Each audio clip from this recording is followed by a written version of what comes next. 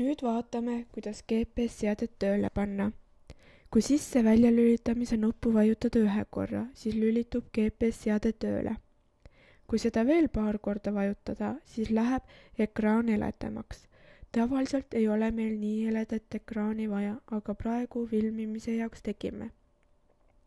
Nüüd on näha, kuidas GPS-seade hakkab otsima ühendust satelliitidega. Kuna me praegu oleme siseruumis, siis ta seda ühendust siin ei leia.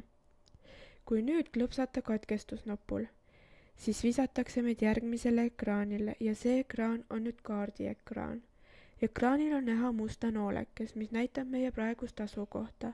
Kuna ta praegu ei ole ühendust saanud, siis ta näitab seda asukohta, kus GPS-seade viimati aktiivne oli.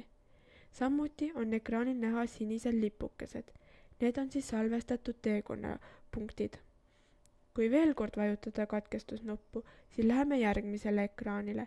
See on kompassi ekraan, kus siis peaks näha olema suund meie järgmise välja valitud teekonnapunktini. Ekraanil olevas tabelis on näha kaugust selle teekonnapunktini ja kiirus, mis kiirusel me liigume ja seda, millal me sellise kiiruse juures soovitud teekonnapunktini jõuame, mitme minuti pärast ja mis kell täpselt me jõuame. Ja kui veel kord vajutada katkestusnuppu, siis me jõuame kolmanda ekraanini ja see on siis menüüekraan. Siin menüüst saab igasuguseid asju seadistada ja muuta, aga seda me ei hakka praegu täpsemalt rääkima.